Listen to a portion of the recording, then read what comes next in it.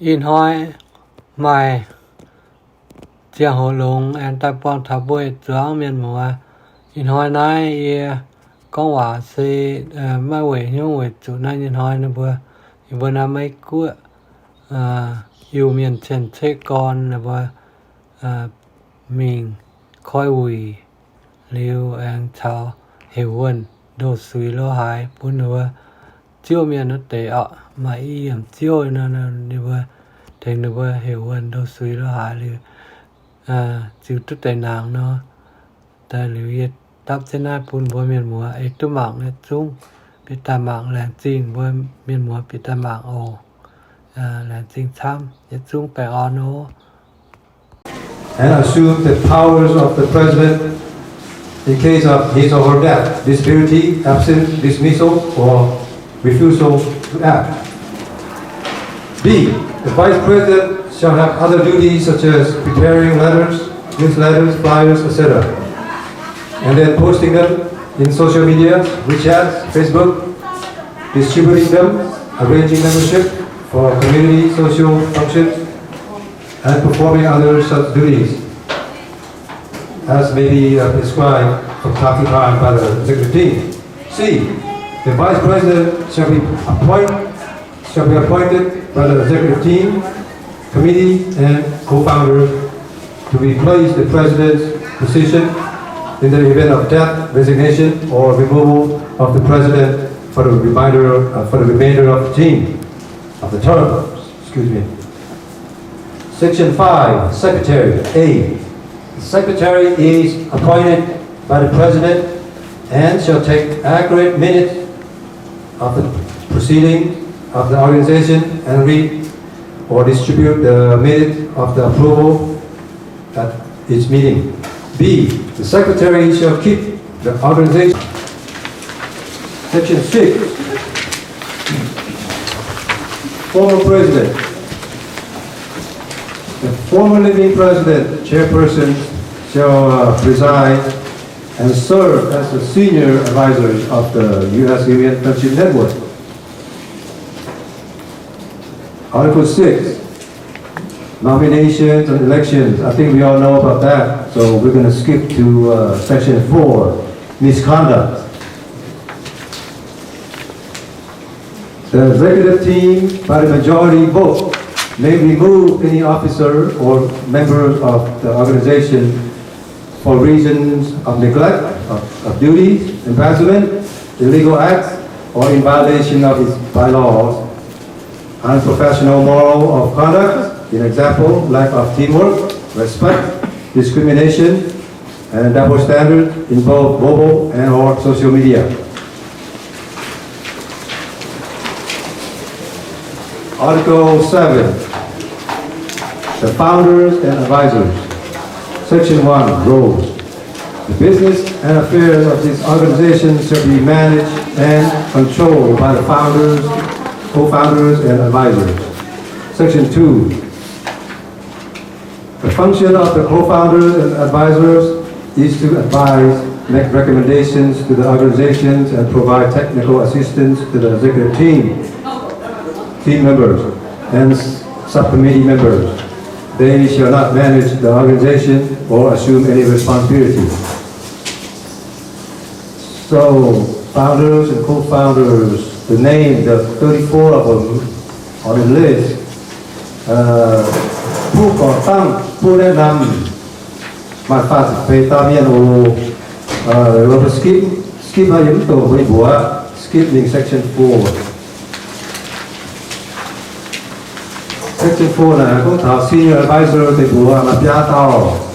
thì nhất tàu Mr. Phú Phu tam chiên sa chào in California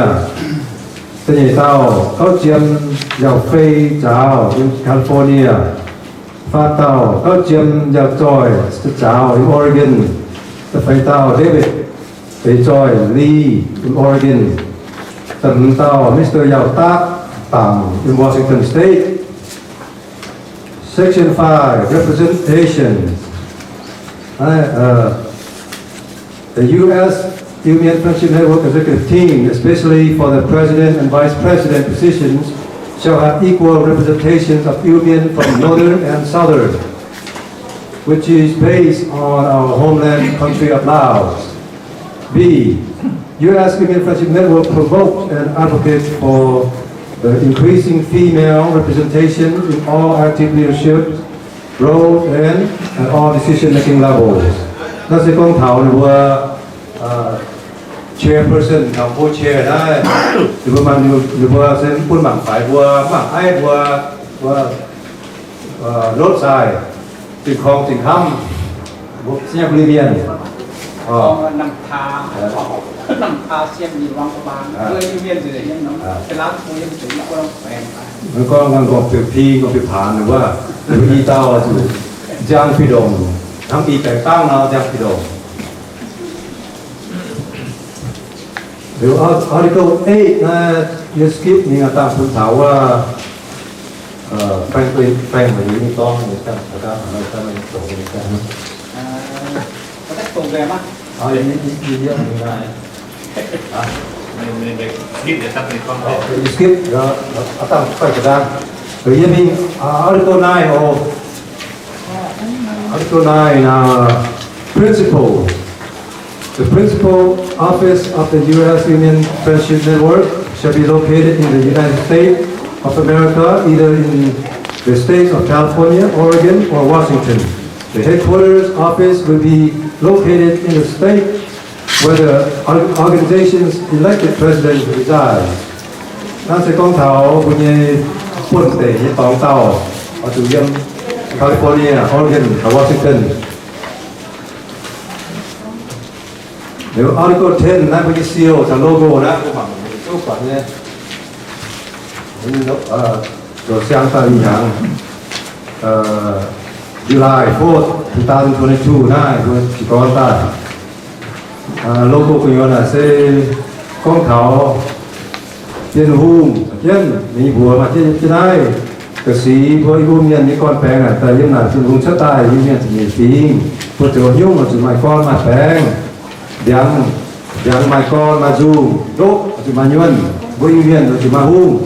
บุดมาหุ่มก็จุดมาหลุดเดี๋ยวเพื่อทำให้กองเท้าCนะ12 clan จะมีฟิง12 stars represent the 12 original Union clans. The stars also signify vigilance, love, and peace. The 12 clans combining in the logo are as one Union nation. We all know the clothing, all Union clothing, just like the logo. So I'm going to skip the clothing. I'm going to skip the turbans. The turban is the cross. Cross is the Long Phi Than. The one cross they were Long Phi Phi, Long Phi Phan in northern Laos, Long Phi Phi in southern Laos, Hungary, mostly.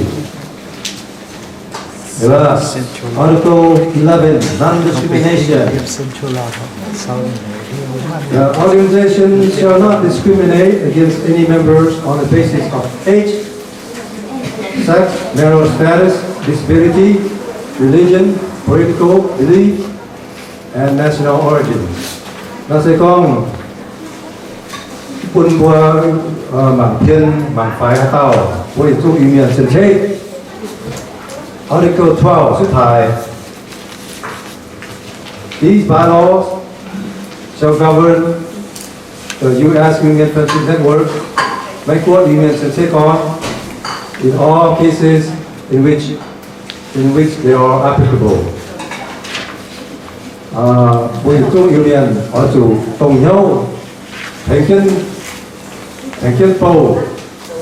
บุญยัยแน่นอนU.S. Union สิทธิกร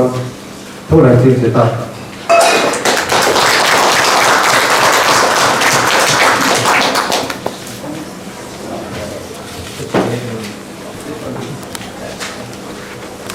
เอาไปอย่างใบจันที่ฟ้องแต่นายเซเป็นว่ามีคอมมิตี้โอเมชั่นมีเจ้าออกเพื่อตัวหายน้องหอกเจ้าอย่าพวกแต่ยี่พวกสุดท้ายคงแต่เจ้าเยอะโตพวกสุดท้ายตัวก็มีแต่หรือว่ายังนักอยู่ว่าเซมาไนพิอาโนคอมมิตี้หรือตัวโตจัง It's a role, you know, role responsibility. Okay, you is I say my score 9 section 1 of committee formation as my executive committee is consisting of the president, vice president, secretary, and all chairs and committee appointed by the executive team shall assume responsibility with the president. Say, the tung nát về anh chẳng bao nhiêu tổ hiện tại để sẽ thoa nhạt nhớ. Nên committee này sẽ mai này piano để yên nom, có public relations committee nom là sẽ chỉ kiến phụ huynh như vừa ở tụi mình nhiệt của quảng tỏi vừa là của rằng vừa của yêu miền nó phải giúp chiến nom lát chiến nom mung ở đến thế này kiến vừa lọ này để thì nói history and culture committee nó sẽ trả thảo vừa yêu miền như câu quê chia lên nhỉ trong tây hay tôi sẽ chiến những ai vừa có hai sự tuyết chia vừa sự mãn tế kámการnhư này liệu Phàm nom nó có Arts and Music Committee này chủ chiến quân vua hay gì tôi biết yêu miền hòa vì dùng nó sẽ mà chiến nhung mày này lộn hoài nó sẽ mày trên dùng thảo bảo dùng em thảo tổ dùng tua nhung để chia tay ít chả bữa em mày này mày cái lột dù á mày cái lột dù con đơn ti nhung á này nhung này ở chiến quân vua chả hay chuột dịch tôi serial tôi biết hòa mà này the Phenom Education and Language Committee nó nói chỗ hai hộ tôi biết rằng có lộn hoài của lộn bố có chẳng khét rằng vì như lúc chẳng khét gì phải bố nhê bố có chẳng khét thăm được có chẳng khét rằngว่าอีจ้าบวemหนูเรา romance character หนุ่มตัวบวที่มีrằngน่าบวสู่ mind the committee ใต้เทมเบอร์จ้าเทมเบอร์ติมmình lỗ buộc chứ mình sẽ hay dịch tích kia tầm nom có program development and fundraising committee liệu nom này sẽ bây giờ này tập bu cho như vậy đủ mà xin nhàn thì ta hay tổ chức kia liệu tôi còn bố như hay mình có đảng hay tổ tôiมีđảng tổ vừa tụi mày là không canแต่คนkhoa có research mà cả nhung không can cạo lý nó bây giờ tụi ta and unchen the fundraising nó có thảo luận xin nhàn với nhau để dẫn ai sẽ có ăn mua hàng bây giờ thắp tắm canh hay mình đâu lọ xin nhàn sẽ từ bữa dân ông program nó có bố mai dùng cho có hai lọ thuốc sẽ là chỗ để nó dân ông program hắn mắc con siêu tại bố hát tàu siêu ở bên ngoài sẽ tắm cái mai ok lưu How about public relations? Này cho nên tổ chức gì thì rất non có liaison between US, Union Friendship Network, our local community in the United States. Our liaison between US Union Friendship Network, our Union internationally. Này how biết thật mình China, Canada, France, Laos, Thailand, and Vietnam. Bây giờ mấy cua yêu miền này vừa sẽ mà chẳng hồ ở phía đông của cha ở ta lò bùa để nó ở chỗ nó public relation nó chúng ta thành bùa ta tim họ lén cho cua yêu miền tại của này phải bùa mấy cua yêu miền đều cái hệ tích là bùa phải bùa này dùng để public relationship nhé tác sinh chạy hai cái là history and Culture Committee to research and promote human kinship system, history and religion, research and promote human holiday, Lunar New Year, holiday for King Khan birthday. Anh thật, đi dẫn này, phần hỏi, bây giờ mấy quốc human sẽ thế còn, bây giờ có thảo. Bùa lột hỏi human, hai chăng, có cái tòa cổ bơ, thòm, vẫn dịu, cóว่าbùa nai sẽ chuyển nhảy phi human, sẽ yếm biển phù. Vua xuất tài rồi nè vua mằng chia nóng của cha vua mấy cuối thì thằng cái George Washington này ở xuất xây để giải có về tiền hùng nè vua thăm mài hoi vua yêu miền cho mấy cuối các bạn có gia lùng đi hát Việt Nam chặt khe chặt Thái chặt Lào Phlang tới vua tụi mà nó không qua Hoa Kỳ thổ tiền thọ có tiền hùng nhận xuất xây nói nó có rằng cả yếm đầu vua này cái nhỏ WeChat là một con nghề lồn hoài vừa già trong cua miền sẽ cho bơi yêu miền như này mấy bữa già con bây giờ diệt phá chừng luận là phải bữa con bỏ lồn này ta tổ bữa tiền hùng nghe holiday để biết founder như holiday để em tên là xây dựng này history and culture như committee ở tụi ta team chỉ tại arts and music committee này sẽ identify and compile all Indian origins from both traditional and contemporary artists for both visual performing arts, audio, video, music, dances. Provide support to the both traditional and contemporary Indian artists plan and organize arts musical affairs. Let's say con bùa hà mai này lo dù đơn đi cả hai nói nó bùa tụi mày thì culture affair sẽ nó rồi nó tôm ngán ở tôm bụi đây bùa tổ dung như ní trên dung như ní bảo dung như ní chạy chết trả như con có lo dù nhung long phê ta tụi rồi mày và con competition như nhau can khánh thành về tổ nào gì tổ dân nhiều mình có tổ nhung thế là sẽ bây giờ hiếu tham thảo như cháu ở miếu đàm tổ ok kita education and language committee tao đã develop master plan for Indian native language and literacy in Roman script identify and compile all Indian resources and also work in kinship with local spiritual elder leaders thế là sẽ con thảo hồ của yêu nhân rằng như cháu ở chỗ mày nó con y nhung mà nhung nó cũng con mà thôi đom tình yêu hoàng con như hòa mà nhung là vừa tổ phiêu trên kinh sĩ tôi được rằng công thái tế sẽ tụi anh con hắn nó hay dịch ta mình cũng tổ sẽ hai tổ chức kia để program number 5 là program development fundraising committeeแต่ให้จังกองว่าfor ประสบแผนวางแผน organize and develop program project based on local communities needs แต่ทำจังกองนายไปเผาโหลดเกียรตินายเหยียดทางนี้ทางเกียรติได้พระเราพวกบวกอย่างสยามบุรีวันน้องนายก่อนนั้นเสียตู้เทงเกียรติได้เสียตู้จะเป็นชิ้นดอลลาร์นี่เทงว่าแรงเกียรติยกมุ่งสิ่งบริเวณเจ้ามาอุ้มหกบริตะปูงได้เจ้าเสียวตุทำชิ้นเดียวยังผู้มีคุณบัวบัวเจ้าน่าเสียของเผาบัวบัวของเย็นนโปรแกรมไปหยัดหนุ่มเจ้าสีเชิดตาบัวให้น้องแจ้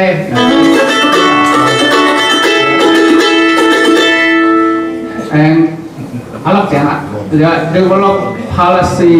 ชาว fundraising for US Union project and its activity นะสิแต่ถ้าก็พูดยินหนุ่มว่าโจเนี่ยที่ได้เอาตัวให้โจตู้เป็นบัวก็เสียวจังยังแต่อันโจว่าอย่างเสียวยินสีเชิดตะบัวสิแต่เสียวฮะ research for existing resource grant for the foundation of government Bluetooth disconnected. โอ้แต่โทษเลยนี่เจ้าเส้นสิ่งขนาด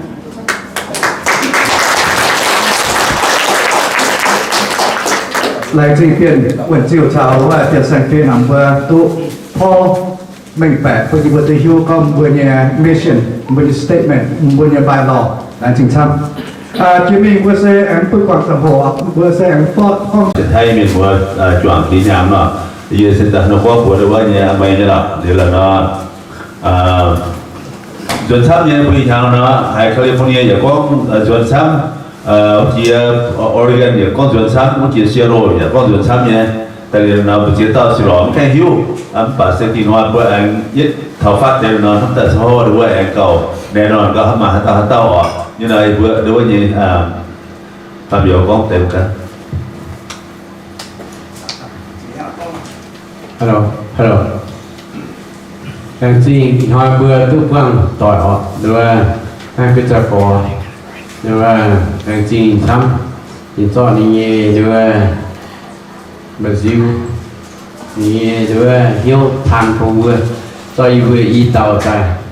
กองด้วยชอหยิบเบื่อฉลางป่าหยิบเบื่อย่อจามเบื่อกองเลยเนี่ยไม่อีเบื่อนั่นเจ้าอีเต่านั่นป่ะถ้าสมหมังเบื่อจุ้งถึงเกี้ย chỉ có như con thời vì tàu hàng là lúc vì tàu này bị số mình àแต่vừa tên mình em vừa chạ dùng vừa sửa rồi ngọn phàm thỉnh ha cái chi ồ bây giờ chú như na tuần giờ ăn chiếc vừa thì đã muốn con là dân kia làm biểu đi hay giàu tiền à rồi nhìn họ có thằng nào toàn toàn là săn tàu nha vừa tàu miền cổ giờ tàu bị chuối vừa tàu bị chuối rồi tàu từ miền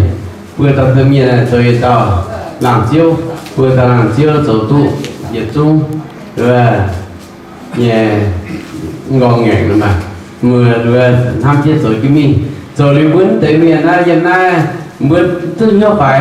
tham chiết rồi cái mình rồi thảo rồi ban chạy dình như hát tao hai cái tề nuôi bao chiết rồi mình vấn thế là của lắm và vừa lồng ngọc pha mà phải chưa tề lồng cha làm gì ổn bây giờ chung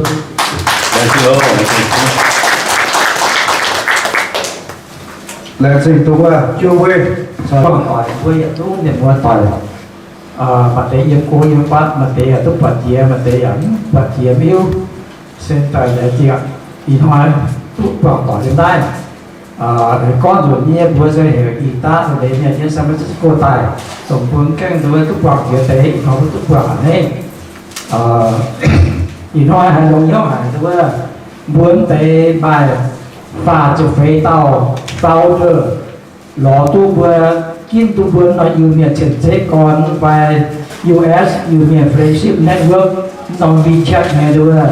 tạm kita vừa tu tha jam tu kita có kita nói thì tu tham dụng kita liu vừaเป็นช่วยvừa đào sản phim vừa mảng phải hiểu như ta thấy tin trong history of culture và những trong đường giao miền yêu sinh chế tổng tinh tế với tao bà hiểu như thành tình tiền với tao qua với tao ý nói với với đây tinh tế với tao thì phương sinh tài cũng tốt thảo này yêu sinh tài với phải con tế vừa có cái đó bài tôi nhìn thì là thêm bà tay con chỉ cái đảng nó vừa tao lắm thảo chỗ thông qua mọi thiên đảng cho mấy thiên phải gì con cái đảng chỗ về hiện tại giờ có thảo bây giờ trồng cây nhau trồng cây hết đầu này vừa mà vừa nhung ít sản na vừa mà được vừa chẳng vừa được vừa nó vừa giáo anh cháu ở đâu thiên hùng non giáo cháu phủ non giáo vừa mi union bán từ vừa nhung giáo chẳng na vừa union vừa ở chỗ lồng vừa hát tao giả hành nhung ya hỏi quân nhân tụ quảng giả thiên minh bà vừa giả thiên hùng non giáo nằm chủ giáo đầu hải miền hải quả tốt xịt về chủ sinh trọng niên tham nhung sinh trọng niên để chọn kiến giảng nòng nòng mông chung mà chứa mà có mình em dùng giàu thả chủ ở chủ đua hạt chip em thảo này bây giờ đua tàu lục quân cũng chạy tụ đồng rồi tàu cháo có tặng nó tàu cháo này hiện nay phụ sản nông giáo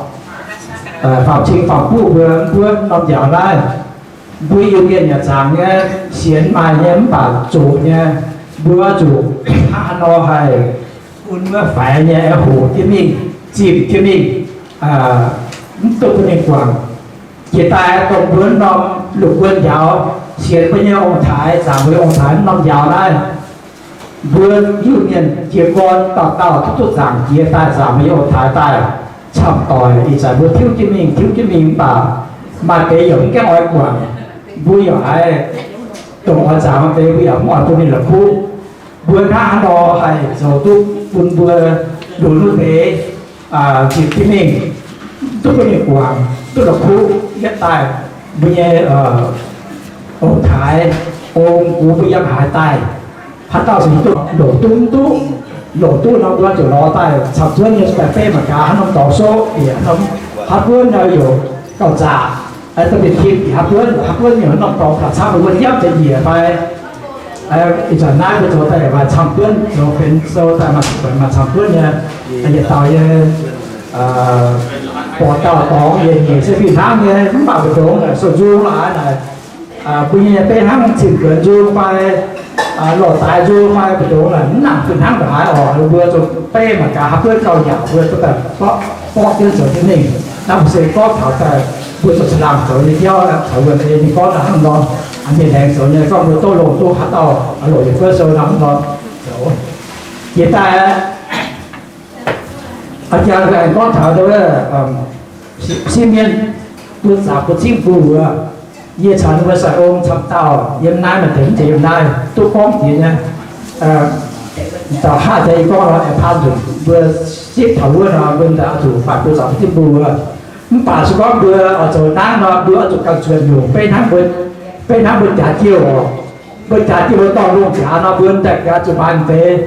mà rồi thì có bố mẹ rồi đang vừa chủ biết được phải chuyện nhiềuแต่เขาtrả chiều hồ á chuyện nó chiều hồ cái giáo tại vừa lừa tại trả trước chủ giáo chí vừa rồi chủ cái túm chủ chưa ở chỗ trước hắn nó vừa chủ được năng nhiều số chỉ cái tôi lộn cái vừa chủ sai ông để cái thăm cái tại có thằng sáng miên là bên tờ ham được ship nó bên kiểm tra cho bạn bên giáo của chính phủ điều nhiên thám tại của họ mới sắm tay này bị chết để con thảo bữa nó rồi tác tế mà thì có vừa hiểu thằng đó là yêu nào phun thì có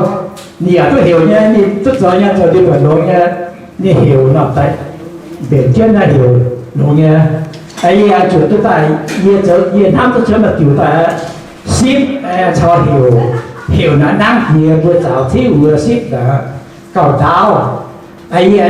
chuyện như nào thì nên chỗ ta thì có được gì ai hiểu được sự kiện những chuyện này lừa những chuyện giáo thiếu vừa ya những chuyện cũng hiểu ha lừa giáo những chuyện mới vừa được lừa vừa chuyện tài bài ta vừa tin lừa ta ham vừa chính vừa đã đây là lừa bài tài vừa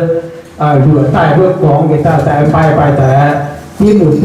vừa xây á là về đồng hồ tăng cái như nào thì phục vụ bên hiếu định hiếu tại địa chia sẻ vậy thì có liên tán nó cho là hiện tại mọi sinh tán nó cho sẽ nổi lên rồi hiện chỗ tôi thấy xây là ấn đào thì tại vì cho giá trên cái tiền mưa choáng miền xe ôm ở thế xe ôm ở thế mưa sao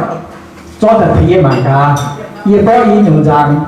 có thể khe rằng sự kiện với yêu nhận cho rằng là tại mưa hiện tạo cho xây thì mà cả học chỗ biển nó tòng phải hiểu học được giám sát làm tòng ai điều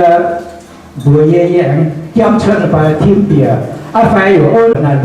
lộn phương miền phải chạy khe như vậy thì không dễ lộn với chẳng là songพันหาร้อยnhung songพัน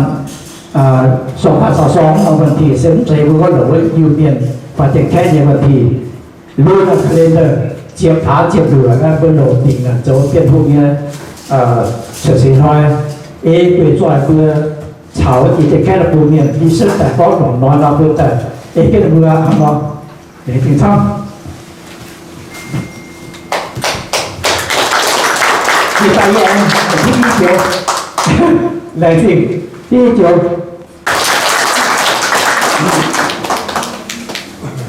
tại tìm xong rồi anh cho cái châu con quả quay như là khúng vừa yếm phả mày tôm điền vừa nha như tôm điền vừa hiểu xíu giàu mấy như co phun tôm điền vừa nhé hai đứa yếm phả này cái gì vừa走xe to này于是得这个先人tôm điền vừa liệu ye in hỏi như cái tài chính ye anh thấy ye nói ye hỏi introduce tôi nói I like language sẽ chào có bảo mà anh sao tôi nói thằng nhiều Sally ok nhưng mà bây giờ ở kia I like say tôi nói chẳng nhiều nhé phun rồi thì giờ mỗi bạn nó muốn mấy nhiều hero là đi chơi quốc cầu đi chơi outdoor phải nha sao anh bao nhiêu nên thì nhiều đi Richmond bữa hiu ye Richmond diễn nhau như từng nhau ye mình sang thảo rồi yếm sự hùng nhau điều ý dẫn cái đó tu Sacramento yếm tu alam bê nhau 山油是三节零精参，无半半嘅标，半无埋發送，無公司標水個嘢嚟 ready，零精參，電話幫，用等我哋呢張 Sacramento เนาะอะไรที่ยี่บัวให้ host เนี่ยยี่บัวอะไรนี่ไปตุ๊กเจ้าทำไมเป็นacre ไม่ใช่จะ acre เป็นหรือเนี่ยเจ้าอยู่ไหนหรออย่า acre เลยฮะป่ะถ้าฝากบัวปองยังไหนนะยี่ย่อยเจ้าเนี่ยเดี๋ยวถ้าฝากบัวปองยัง Sacramento ไปอยู่ที่ Oakland San Pablo ยี่บัวกุ้นมีไหนเจ้ายี่บัวมีถาวร family จริงอย่างเนี้ยหรือยี่ถึงก็公度น้ำเปี้ยวฟ้าจะ10 square feet โอเค山油มี大小เนี้ยเดี๋ยวเราให้ยี่วันที่ Oakland 就個肯พอดีนั่นนะ就เข้ากันละ就個 finally 買到น้ำ hotel next Friday ที่ใส่ยี่ว่า買到你ไป整行嘅 hotel 你住個 Oakland airport 嘅นะAnd so finally, you will San Pablo. I go to Mama with some toy, I my Vietnam building died. Jin Yang, you long to Yan. Finally, when my Christmas, you go, you long Yan. So Jiang it's a so Jiang Ya. The one building, you run real. Did you allow family? So Jiang Ya. I do. I did not know here. You will call ya. Okay. Okay. 一帮我也中意你请假呢，台我一讲述。我就我手寫話亂啫，借啫，you know 批陳嚟做工抄同埋佢話題做工時人開接貓咪就貓啊！你嗰陣飛就拋夠好啊！now 咪就好嚟嘅時嗰陣我依就攞 family year 2006 was start 嘅。điều lâm thực chất hàng ngày như bữa có như mình đó như dấu như mỏng như mẹ như nặng chịu hàng như yêu nhị chịu hàng mà cái hàng nó dấu tự thì giờ như thâu biểu với năm sau hậu với như bữa mai nhị chịu nhị tao miền thì bữa giờ công sở bữa nó không cán thì giờ như bữa mai nhị cho nó không cán thì bé cũng sẽ tạo full time employee that's why như thâu thì như ham lồng như con này như đó nhá you mean the cemetery แต่ว่าโจเลียวโจก็ไอมาไหนit's an อาทิตย์หนึ่งเสียง president ยี่ปัญหาก็ maybe ไม่ให้สมใจไปพายเนี่ยหรือยี่ทำที่ก็ยี่ทำใจยี่ไปยี่สวัสดิ์ยี่บัวก็บัวยี่ก็ยี่จะถึงวันเมียนยี่อ้อยถึงยี่หรือบัวโทยี่น้ำจะหกเดี๋ยวยี่ก็โอเคฮัลโหลยี่ apply ยี่ไอโจเนี่ยเดี๋ยวยี่ apply หรือ like say 2020น่าจะหก就COVID ได้เดี๋ยวยี่ถามกันว่ายี่โจเลยยี่ใจเปลี่ยนมิ่งเดี๋ยวยี่ถามโจกว้างเดี๋ยวไม่เสียหนูเจ้าเนี่ยโจแก่นจังเดี๋ยวนี่ก็ถือช่วยจนนี่โจจังใจมิ่งเนี่ย2021เนี่ยโจสู้หรือสักวันเนี่ยเดี๋ยวห้างน้องตายหลายยี่ปลาbusy ให้ยี่ว่าเรา family คือสิมากันอีจันอันทอยี่ว่าโทรหมายถึงน้อง building ยัง Sacramento เดี๋ยว next Friday หมายว่าน้อง hotel จ่ายก็สนิทกันยังหลาย20 million จ้าหมายน้อง hotel เดี๋ยว October 14ว่ายี่ว่าอังกฤษ escrow หลอนจะหิวยี่หลอนเดือดเบี้ยวยี่หลอนเดือดเบี้ยวก็สิเสียดาวบนเมียนไม่เบี้ยวยังโกเมียนหรือว่าจะกิน homeless ยัง Sacramento เสียดาวบนเมียนโกเมียนยี่ว่าOakland เสียดาวยี่ว่าหรือว่าจะกินข้าวก็หรือว่ายังกินหรือว่าไม่เบี้ยวเดียวตอนบนเมียนเราหายว่าใส่ดูมันจะมาตายในการถับบุ้งว่าหรือว่าจำห้องแต่หรือว่าจะเป็นขังเป็นติดต่อหรือว่าจะแกงเราหายหรือลูกเราหายแต่หรือว่าเปลี่ยนเจลเป็นหรือว่าเตรียมมาเราหายสิงเกงจะเป็นซิติเซนหรือว่าไม่คิ้วหวานหรือว่าไม่ยากหรือว่าไม่ lawyer ไม่ให้ represent หรือว่าเนี่ย family แต่หรือว่าจะช่วยเปลี่ยน losing หรือว่า green card expires หรือว่าส่วนต่างส่วนต่างเนี่ยมันร้อนตะโกงหรือว่า green card expires หรือว่าน้อยทิ้งหรือว่าที่หมายนำ hotel จะพูดหรือว่าเยี่ยมหรือว่าจะปุญญาokay you will take care of it okay so you ปวดซีอยู่เจ้าบนเมียนแล้วหายไปปัญหา that's why you จะคงเข้าก็เดี๋ยวเรา family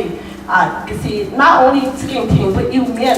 จนเชี่ยทิ้งจน Mexican ทิ้งจน Ukrainian ทิ้ง Afghan ทิ้งจนแค่ทิ้งจน Vietnamese ทิ้งเจียนอยู่จนไม่ทิ้งจะก็ว่าจันว่าหล่นหอยว่าบุยจุ้งทิ้งก็ start Lao family bữa dấu bây giờ board okay liệu Lao family à có dấu được hai tháo nên như cho hổ ấy như chúng nhau muốn coi thì đó như cho hổ ý được dấu cái chẳng à không phải như tôi có check tại cái đó tôi check vì họ mỏ của nó có của đi mấy yêu lắm tại you chance to be okay. So just like I'm on a normal organization ở đây này, in hỏi là ít kinh anh thấy cái gì, bên miền là hay bên sau bên giờ hậu giờ bên thiếu có một bên kinh anh thắng bên miền nhé lấy phim bên miền nhé hòa bên miền nhé xích miền bên miền nhé trồng dâu lại xin dùng cháu nhé bên miền nhé identity không phải như mấy mấy cả thì bên phải bên dầu bên dầu muốn khăn chụp bên miền là anh thấy chẳng kén hay chẳng Japanese chẳng Korean. Okay, the book very organized whole time, and in the West side having a government that do Lao. Okay, because in the West census in the West my Laotian ham, but what's again that's in ham though. 2030 năm census này, hiện dạng được gọi sao vậy? What's in ham though? The phải gọi representation of what's in con what's Lao yêu miền im the census. Now how more than the South tại điều mà hay con what's again Lao yêu miền. So the other thing you want what to do là you know,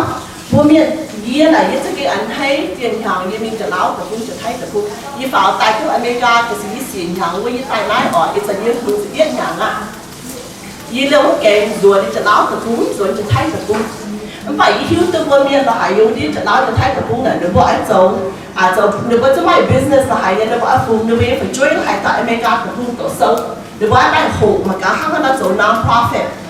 mà bố sẽ hiểu tôi ta phải bố ai dùng để exchange là bố sẽ hay tu visa cũng để phải chơi à anh ye hậu tu ye thảo UC Davis science so ye thảo UC Berkeley science so Stanford science so Lao family science ye quite so nha điều ham nói ye hay sponsor bên miền Tây thì ye tập công lại Lao family thì bên lò miền tập công especially như bên ye finance department lò tu phải cho finance là tu nhé anh ấy vừa mà tạo Vietnamese student when they so the bachelor degree lưu nè tại thì bây giờ tôi nhìn nhận và the visa làm expire you mean law firm in San Francisco tại Singapore thì thiên nhiên sponsor the visa nếu bất nên này cái gì như là my relationship with university nhé you có mày nhé you my UC Davis you my UC Berkeley, my Stanford, my John Hopkins University, my Vietnam Community College. Nếu có như là như mạng cái mấy sâu, như phụng như sâu con đi mạng liền, nếu có ok, hai năm như ló tu visa của mình nha, mình hiểu nha. Như mấy ngàn tập trung này, nếu bố yên nhau này, nếu bố xin H1B1 visa, in hàng already nếu bố zoom đồng gì nha, phải nếu bố như có, nếu bố my one category. Nếu có my unlimited visa, you có hàng nó. Nếu có my as my relationship with university, you chọn như thế, when mình quản lý có, mày chú mày gì tình nhau như relationship. That's why you will pay do a team, and you do a visa tại usually the visa nông nhân hàng phải in hàng sẽ tu chú hai gì hay you tu nhá, okay? Mà cái my năm hotel, như từng million, okay? You got như từng million. Normally, when my hotel này my标的我是2%分8%的，反 commercial 的我，然后不干买不看你标的4%、8%、9%买多，我买 hotel 呢，还是农业2%分8%，来5 million 不差呢，5 million 的差呢，行到老多，老 family 买很样，不把伊有都，my law department in Washington D.C. 的，我买 special money 出来。Even your lawyer for last December you do that, and you just hay mình law do để về, tại vì mình thảo được con, cái rằng như cái nhung này nhá, you không có rằng đúng rồi này, không có rằng đúng này cái nhung, rằng là như mình thảo được về, thấy thế này con, okay, you con, you my năm hotel, mà cái như thế, you know như là million, you know 8% interest, my origination fee, you like 1%, you thảo được dang con, okay, you put my nhá, it's like you do that. Okay, so you have no organization này tại nhiều như buổi thảo nhé có buổi create the WeChat nếu có my group discussion nhé nếu như my WeChat nhé là như là busy hay như thảo buổi thảo hay dùng lại WeChat mà như thứ nhất là như buổi thực hiện anh thấy buổi come together. Okay, bên thăm thì cháu the year is number is important. But you know, the word I'm on yeah, so the word non-friendship yeah, bylaw, so I'm on your bylaw you what? They hiện những cháu này yêu miền nha organization là mày eight party the eight party tổng the eight committee này sau từ đó I'm on nha bylaw quật phiên thắng nha riêng những cháu phiên thắng nha yên thắng tại yên hỏi nó anh sau anh biết các tập trung như bên mình ở địa Oregon bên hỏi đơn chết với bên mình Oregon sau thì bên mình Oregon Oregon miền nha association of quang liu từ đó có cáo ở chỗ này các chấm từ đó có cáo này mình làm nha sao khác nhau so what to something to think about okay bác sĩ buôn này với dấu informal organization này với dấu informal organization thì qua my friendship qua con cháu là hay này và what's in ham cả okay the fan buôn I mean raise nhan ở chỗ conference phải ở chỗ nhiều này với mình thấu nhan là với hiểu với miền tập trung này với buôn nhan phải với business buôn nhan này với đã sử my bank account nha cho what to cái mảng xây đồng nha cái gì nhan như cháu này what to cái chín nha chỗ chín nha với chỗ chín là miền này với lại tu bên nhìn nhan bên đồng nhan là chỗ cái nhiều cháu à that's why we have to be careful to find what's so informal. But the fact that non-organizational is very good. But non-organizational, how can I interact with LIMCA? How can I interact with IMON? How can I interact with Oregon Mian Association or what they Mian Veterans Association? Do you know Women like how many organizations? Okay, in Hawaii now, cũng hay có thông gì rồi. Vậy rồi tóm the question tại bên Hồng cả, okay? Bên Hồng cả với số nom organization từ đó friendship organization, so I'm on này, the fun hike so together nhé, okay? Cái gì maybe cái gì tin hỏi what to mean hát cái phần what so census for what us when mình với điên dẻo, là miền tập trung, nếu mà disaster in the out, nếu mà flood, nếu mà nông nhà là hay này. Bộ quậy phun với cái nhàn, hát với cái nhàn là phun nhiệt bé là ok như là nhiệt xin là ok maybe nha. Và hát cái phần này mình thâu nhau mà nó chịu xin mà nó 1 million mà nó không chỉ xin nhiệt bé xin là mấy mai chỉ gain formal organization là mai tạo với mày. Cái gì nó bảo nó YouTube mày nhàn là mày nổ là mày honest nha. Cái gì ở bữa dấu non-profit là phải dấu organization này. Vì nhiều ở chút dọc, okay? When it's a bank, we're going to what to be careful. So when you're going farm, we're to, you know, what to be honest, and so what to be, you know, we're going transparent. Hang, zana no. Miền buôn như bé đòn yêu hỏi. Okay, when the đòn nái, zip đòn nái, face đòn nái. The by receipt là những cái check là có mình sẽ đi, dia pun not expense up. Okay, year is start. Okay, you don't know. do chiều nào hết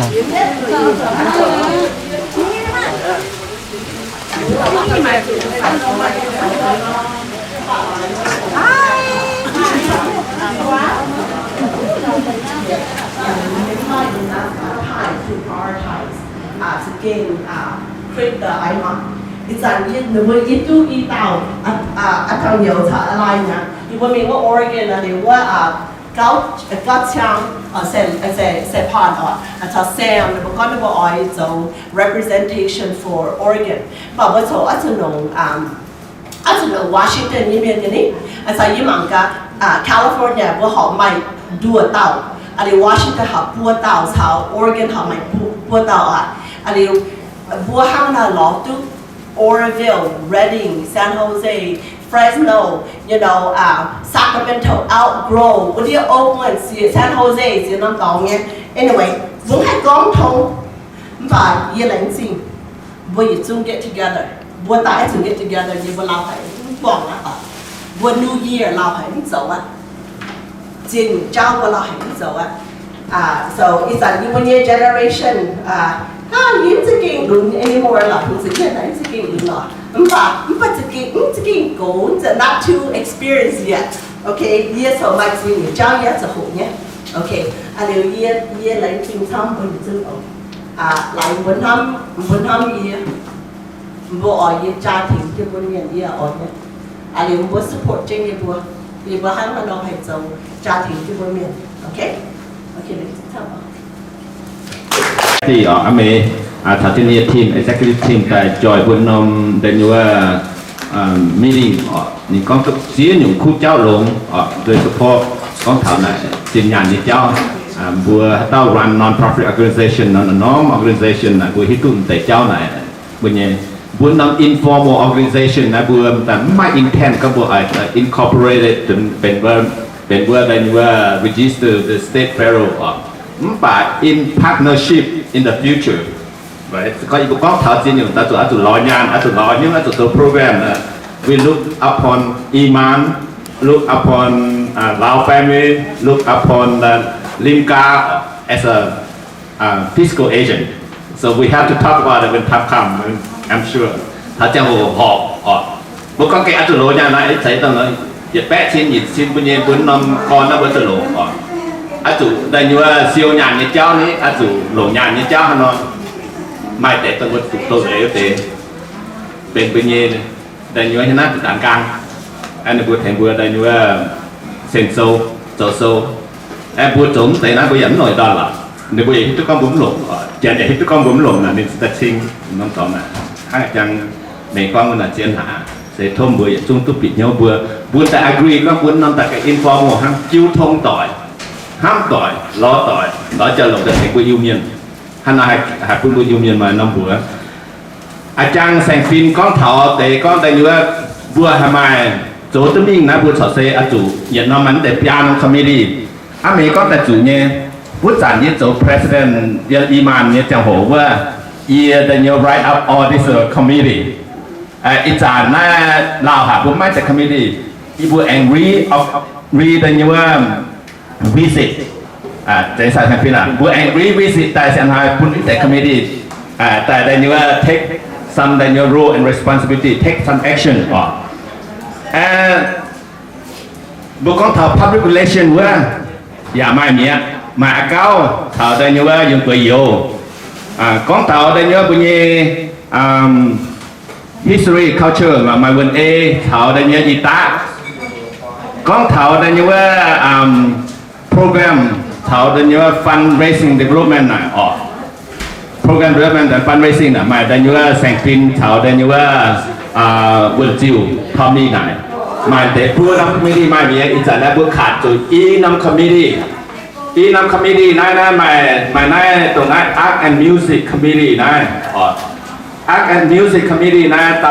tàu tàng ai vừa như nhiều vừa quỷ hình vừa nên lẽ mình điều cả hai này nhiều anh đây nhớ mà quần đây nhớ sẽ chế như cháu ta này đây nhớ mà tiểu cháu tại nhau ta này cũng đèn em hiểu mà giờ không yêu ông anh đèn cái gì đèn tổ tiếng phía tao sẽ có tổ đây nhớ co-chair ta nên sẽ dân tại dân cái này nhé đi hải sang phim cũng có tham dự nên ta hiểu ông là hiểu ông tận lẹn là nó hai cùng tổ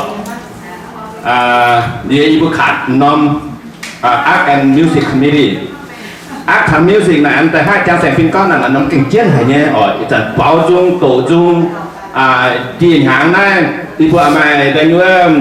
thảo phục vụ buôn thang tại tham vấn cái can tham tờ thang tại mày khen contest bảo dung khen người cháu buôn làng buôn làng quan nó hãy chiến dùng những buôn trận tham chẳng nghe có bốn mai năm committee nó buôn chung cái hải nó走với nhau ạ được cặp trên này vừa chủ vừa giờ này thì yên ham để mà cả mày hãy tao đây nhờ hãy tổ chức trẻ tại tên có tên kia này ai cái buông phải đi giản bữa đi tiếp tục lò vừa đây nhờ check sai chào ở lục quỷ vừa nên là tới trên nên thách thời bây giờ có nên sử dụng chia mi kim nó tới trên mi kim cho hồ họ cái tạc ga nên dần tạc ga tên là thổ lò gì nó cái hại anh ta tung tàu là chỉ có tiếp toàn tàu hăng ấy chỉ mình có thể gì ở ham ở thu vừa tên kia miền chiêu miền mười năm nay thỉnh tham mà cả hà lọ tụng tàu miền tại tiếng phía tại nhà anh recruit cả tên nhà tao bảo dung cái để hai bảo dung lô dung sang dung hay nhiều vừa lọ do hiện tại tại như cứu thông tỏi tại nhà tại vừa anh mai này education and language committee ít giờ nãy vừa mai chế nhung sâu hai đại dùng tại nhóm mình đây chắc có vừa thợ guitar vừa là vừa giờ cho nó committee ở phía dùng giảng sâu ở phía nàyจะแค่จังนะชื่อชาวบ้านเสียงยุ่งยันจังนะแต่เนี่ยว่าโรแมนต์สคริปต์นะที่แต่พูดรุ่นนี้แต่เนี่ยว่าให้จีบให้โจมิงหรือว่าพูดที่ตัวฮันนอหรือมันค้างแต่พูดมันแต่โซ่แต่พูดยันโตตุ้ลงทิ้งลงเงี้ยนะพูดจะเหตุพูดโจมิงโจเตนะแต่เนี่ยว่าพูดแต่ตำจังโจนะถ้าตาโจนะก็ไหนว่าตาโจแต่มันเจ๋งเนี่ยไหนว่าตาโจแต่มันเจ๋งเนี่ยถ้าตาอยากกันแต่เนี่ยว่ามาถ้าตาเนี่ยหน่อยพูดโจก็น่าที่ไหนยิ้มอ่อยมันเนี่ยนะยิ้มแต่หมั่งอ่ะสก็ไม่ทำอะไรยังไงนะยี่ตัวแต่ไม่ยังมั่งอ่ะขนาดนั้นบุ้ยุ่งเงินทำไมเต็งยังเอเล่เนี่ยบุ้ขนาดต้มจานแต่กับเนี่ยก็ใส่เงินเนี่ยก็เจ๊เนี่ยหรอในบุ้เสียตอนเนี่ยก็เจ๊หรอรุ่นนู้นเด็กก็เจ๊หรอที่บุ้เอาหลงเนี่ยบุ้โกนไปเนี่ยก็บุ้นั้นหรอได้ยังว่าเห็นไหมรุ่นเสียอ่ะบุ้ขายให้รุ่นแต่บุ้เอาเดียวบุ้เนี่ยหรอเนาะบุ้แต่บุ้สุดท้ายจบทุกอันนี้ว่าข้างนอกแต่ไหนยินภาพไอ้โททำบุ้ได้ยังว่าเต็งเปี้ยเนี่ยเจียวเนี่ย co-founder ยังได้บุ share responsibility มือถือเจ้าทำเหมือนกันมาให้เต้าให้เยี่ยมหน่อยได้ยังว่า education and language หน่อยต่างต่างว่าเราใช้บุอยากหล่อเท้าเนี่ยบุหล่อเท้าบุเยี่ยมบุเนี่ยได้ยังว่า WeChat group หน่อยไม่ได้ยังว่าเราถ้าได้อันแรงหน่อยบุแสงฟิงบุใช้ยี่สันตุบุบุพนัน approach Dr. Jolio Dr. Jolio 是他那有做 professor 你工厂但嘛只用在是他那用在但你ว่า准心带อันนี้แต่你讲拖住人你准心带那你但你ว่าอย่าง太冷อัน Jolio อย่าง太冷啊像他一阵啊但แก้มาให้เต้ายังน้อยน่ะมาทำเต้าในยุค还走ตุ้เนี่ยบุญยงยันน่าดูติวนั่นเนี่ยยี่ห้น่ะยี่หนูผมก็ยี่ห้mày là hai nha mày thứ nha mày hiu cũng có hai nha hai ô đây nữa giờ nhung hai tổ bữa hai hai tháng chạy nó có hai con bè tại với nhau quá là hay nhau giờ hai nha cái nhau hai nha nhung chẹp tiểu giống tôi bắt đầu tôi tiểu với nhau à hai nó hai tổ tôi à mười tháng ta hai lạng tôi để con di lạng chỗ nó nhung mày nha ba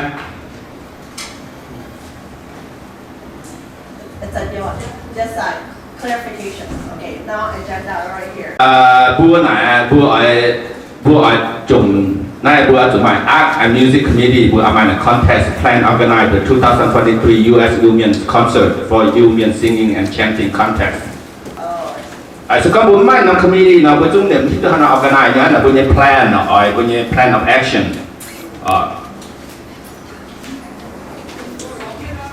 Now. And number 2, plan organize the social media and book project for the story of Union SGU experience during Vietnam War. Non project I year thằng phụ bố thằng Dr. Tom Chow you would and you would try to interview chỉ tao rồi chỉ bang như như na Sacramento như na Redding ở mai yếm đây như Fresno ở mai yếm Oakland California ở mai yếm Hanamto ở mai yếm Portland Oregon ở mai nhé họ phục vụ thật chứ gì thật chứ Dr. Daniel Tom Chow mà cho giảng thế nào đi chẳng na Daniel Dr. Tom Chow mà đây vừa này yếu là diệt yên là họ nên là chuẩn xin tại này những hai phim nó quân sâu ai liệu vua ỏi mai năm committee là phim quân sâu ở story của Union Daniel cho trình đảng cho ta hán vua chuẩn pháp vua là con xuống lỗ xuống thế là vua trình bên bèอีจานะไอ้ทับผู้ก็แต่ไอ้จิ้นเตะตัวผู้หิวทุกวันทุกหิวทุกหายเตะโจมจีเตะเพื่อไอ้มันเตะเยี่ยมมากอ๋อบุญต้องน้องเตะ history จีก่อนใน history เจ็บจานะบุญขนาดแต่ทุกถามอเมริกานะอ๋อบุญที่ผักแต่ที่ตีบุญผักเนี่ยก็ไม่จะหมายเลยบุญเก่งให้ฐานะอ๋อมันจะแปลงเนี่ยอ๋ออันไม่บุญจะเจ็บแปลงแต่ว่าจานะจะอเมริกาอันนั้นจะว่าจะแปลงในบุญหนาวตีบุญฐานะอ๋ออีบุญไหนเก่งทงหนึ่งบุญเก่งถึงซ้ำเนี่ยบุญขนาดsiêu lượng sẽ câu đặt không bao nhiêu miền như vậy nên để sau khi bữa sắm phạt giang giải áo on the để đây như để interview này gì cũng tham phát được gì đó thôi gì phải mình sẽ tao mà ha ấy chẳng những cái show nha những cái video audio khác nào bữa chúng ta tận hàng cả mà tao phải như bữa chúngผมเป็น YouTube เป็น audio เสียงไฟล์ประกอบให้หนุ่มไฟล์เทียโซไฟล์ฮานอผู้ใหญ่ think about out loud เนี่ยต้องแต่ละสัจจะเอาเอาว่าเราอยู่เมียน veteran เดี๋ยวสมัยไหนเนี่ยผู้ฮานอ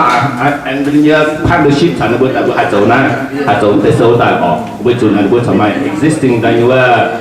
tổ chức công nhân tổ chức đa bang nhân sự làm tổ bang tại đây như hiện tại bữa trước thằng là tại là bữa hai là khuôn với anh trình tại là bữa nói tổ câu diên câu hang bên đây như là giàu phê thở đây như là y tá là bữa hai mình ám phản là bữa tổ video này các tệ câu y con tệ câu nó sẽ có tình cảm như câu y càng quan chủ tại như câu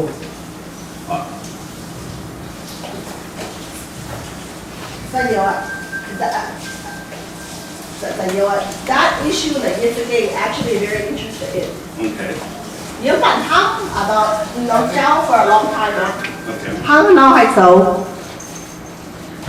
Yeah, I mean, well, Washington D.C. You mean the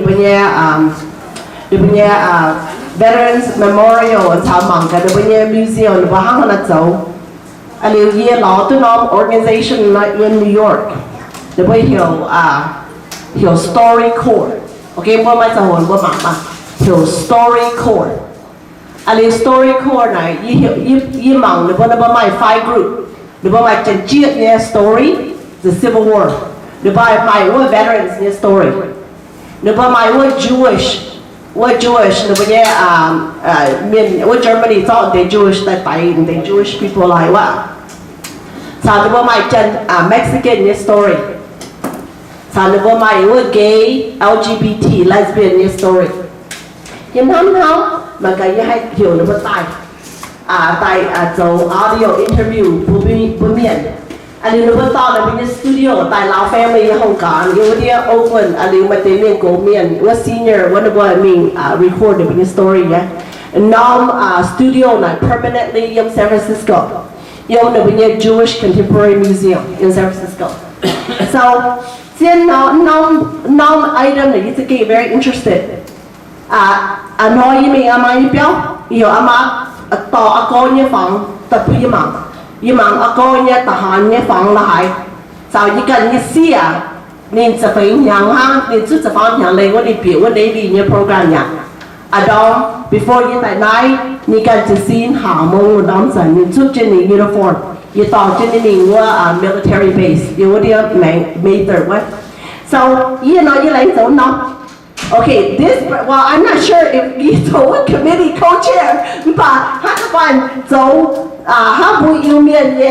military history, you're very interested, but you know, somehow want to work together with Lao Union veterans. And so, on committee, so we're pleased, at least you is not here, maybe it's just being Simeon, but at least, and they priest as to work together. But yes, not long the fight gets again how you make commitment to be how co-chair or chair, I don't know. That one is huge for sure. But how rule các lại về post với độc giả là họ ta không nhủ cho mày ăn tú nhủ cho ăn tú họ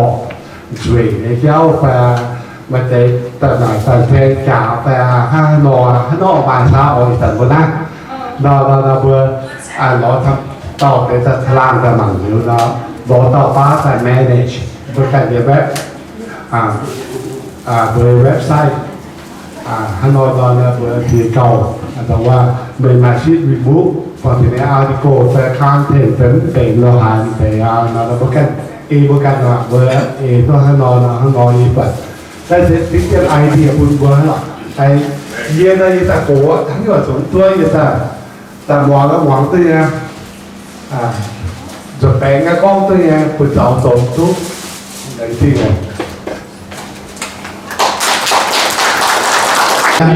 chúng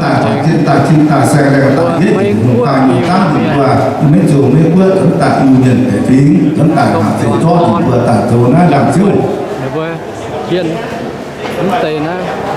ta trên chúng ta so dùng chúng ta xem rằng ta nhất những vùng pha nhiều tháng sau đó hạ chế thiếu phải hạ và trang tiền thế thì hạ chế tấn tài hạ chế có bớt tấn tài có bị vừa đạt rồi thiếu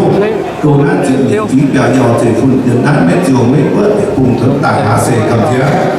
hai mặt thế đến thì còn đến vừa tấn tài hạ chế rồi trước cùng nát là màn phải phí tấn tài cầm chế tấn tài hạ chế mà trên cái biển tấn tài ai mà xì ho tháo nhiều chuyện nhất thì ta hạ chế ta trên trung cùng chế ta cùng ta phát tiền tiền ta phát tiền rồi bóng lỗ về cái suy biển tòa chi tan biển tòa mê năng mê hiểu biển tòa yêu trình tấn tài y biển phép vào phép là chữ bóng tấn tài hiểu vùng tôi suy tấn tài y tấn tài vào phép là chữ bóng con bạc con óc con mình con đủ con chân con chết con phim con số con chẳng tăng chinh tháo đồ đủ để sang tăng và thể quân chân tấn tài hùng miền để chúng yêu biển mấy chiều mấy bước cùng tấn tài CAO phong đèn tấn tài cao yêu phu niệm cái biển đã đưa tấn tài hạ quân ta bằng mấy chiều bước biển tỏ không mất tà đồ gì nhận bằng đảng vừa quay chốt hạ trả quân liên siêu nhân đồng thiên thao đồng để tặng sang đồng suy là điều hàng tung nhiên bế bằng quang diện chính bằng cả cảnh trung hồ chi nhân quân liên có công quân để ở trên công tốt là quân chủ ca tòa bà lắm tòa bà tim từ tháng hạ trên được đủ hạ biểu hạ xê xóa dùng tài con bữa tấn tạ hạ con quân quân và của quân nhân giữ biểu họ tò ở đây bố sâu tỏ chẳng quân chết tỏ chẳng mình tỏ mà mình tỏ mà tỏ phát từ quân tốt khó là quân toàn có chưa có trên và chưa do hộ rồi kia lại quay ra đây có xin thẳng trên hành sĩ chính chính từ dốc có sĩ trả kinh từ kia về cung tiền dốc rồi kia chiếu ôm của hầu hình kia này nên thực tại chúa sẽ phải ham qua tấn tạo hạt trên đình bài công tác đáp bài bằng chân còn bài công tác tấn tạo cố bài bằng chân tấn tạo quân sĩ công tác tấn tạo các sĩ đồng vân điều vì nhỏ vì tỏ dẫn định điều kiện đã tấn tạo hạt trên chúa sẽ phải tận năm tiêu hồ nó vô hình na hiểm chiêu hiểu vần tôi tấn cung na yêu miền công xoáng con tiêu này xem có cái tấn cung na yêu miền thiền thế con tiêu này vớt hình thì miền tây tiêu mà chu cao rồi tiêu miền đâu á hiểu với chu cao ta thấy với hiểu vần đôi xí nhá mà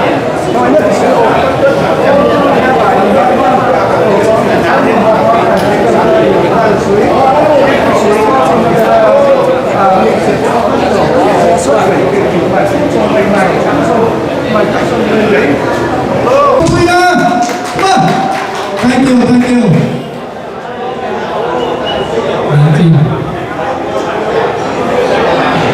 Và những phần nó thiểu với hiểu lần này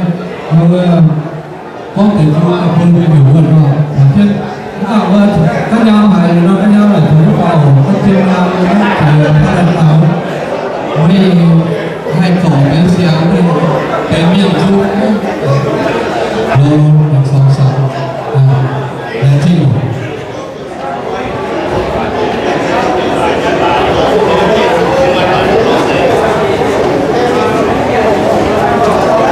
chính học với chú phun theo hồ nếu có phản là nên chú đang nếu tôi có học với thằngที่pháo thôi còn ra sớm nên nên chú được tao mày pháo Rồi sao? chỉ ta thôi mà Ta lộn non cảnh chết rồi.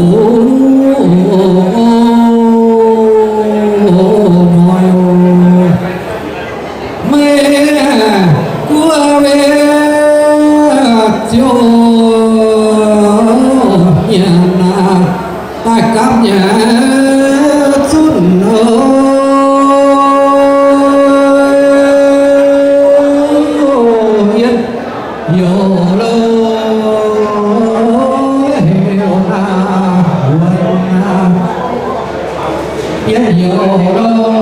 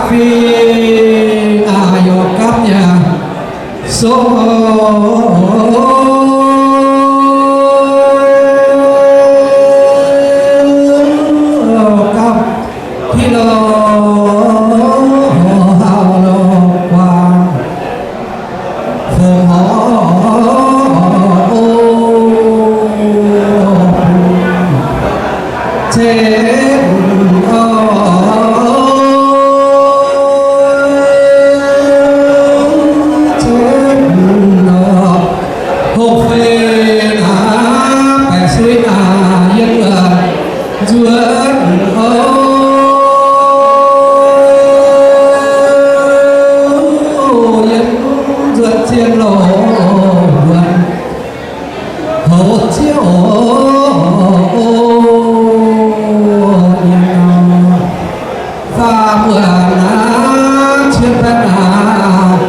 kênh Ghiền Mì Gõ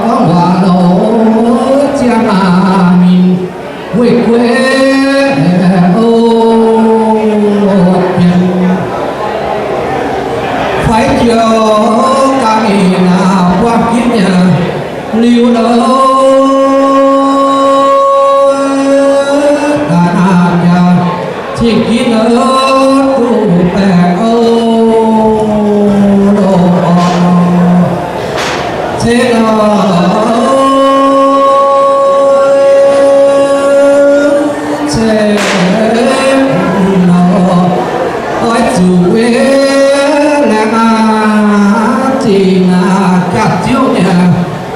lỡ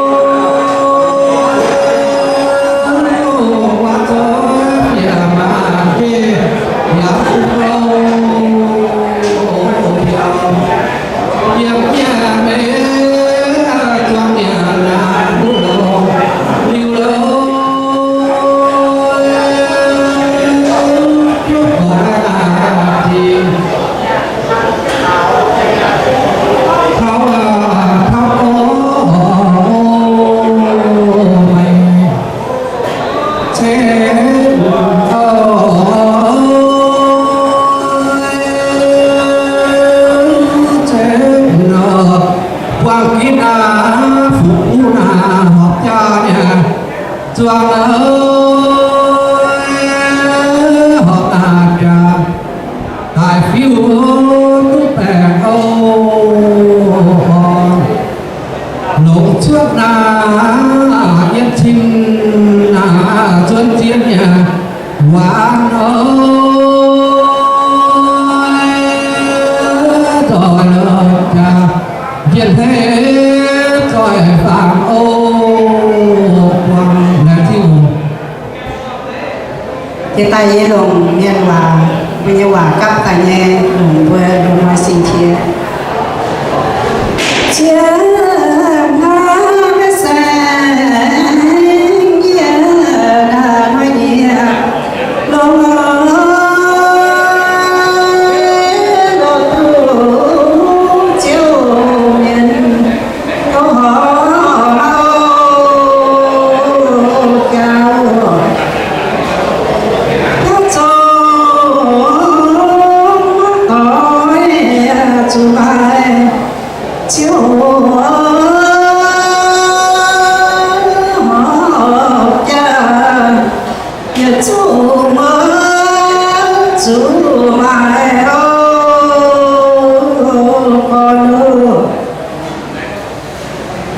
trong chia cả trời tại quang wow quang kỹ đầu cho nhiều miền trên xe con hiểu hơn pháo suy nhạc nhạc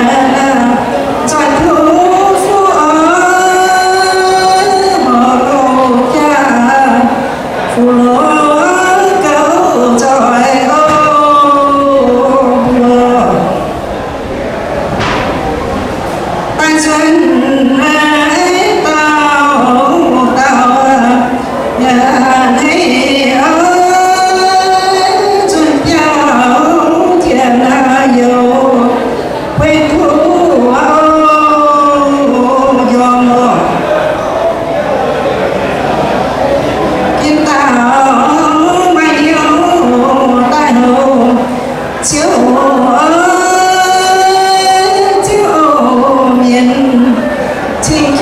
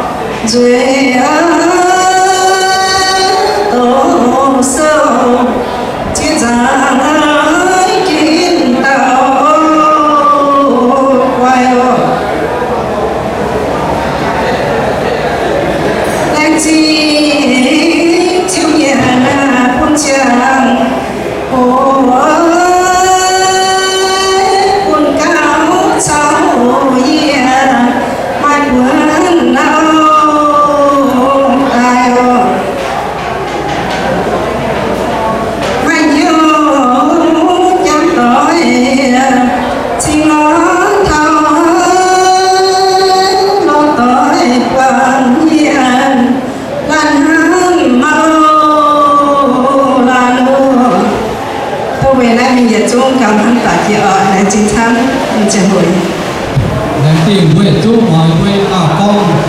thọ lụt mọi khía hai chỉ con nói đi cả đi nào bố quản đi mưa miền cố miền phá đất trời quê chú thấy kia đi mưa nó thảo chú miền đồn miền ta đi nào phá nát cả mưa bố hoàng miền đồn miền trên chú bố hoàng kia tại hai chỉ cái con nó phải là con chủ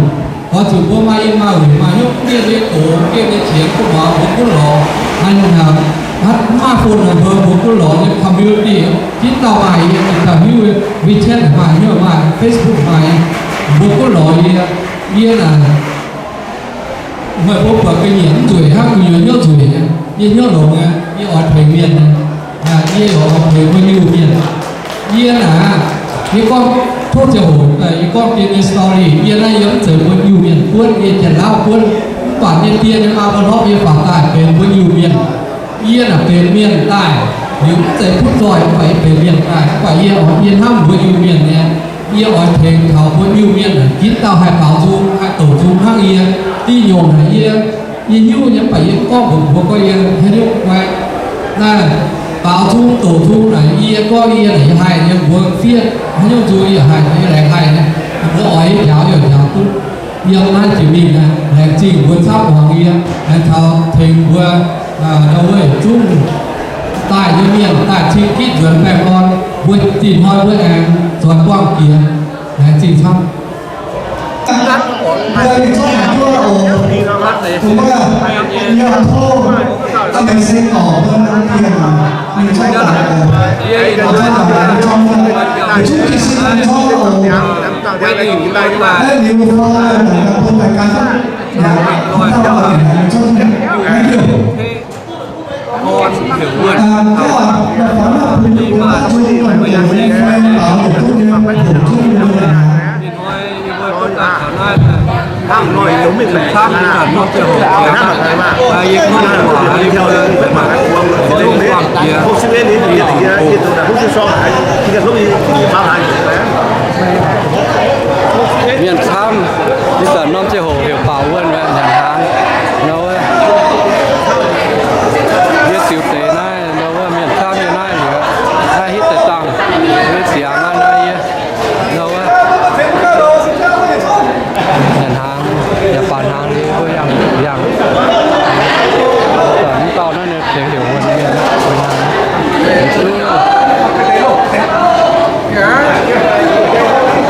miền tham nhà lên hàng này bữa tuổi này miền hoi treo thì bữa nay thì chúc quang buổi trước nên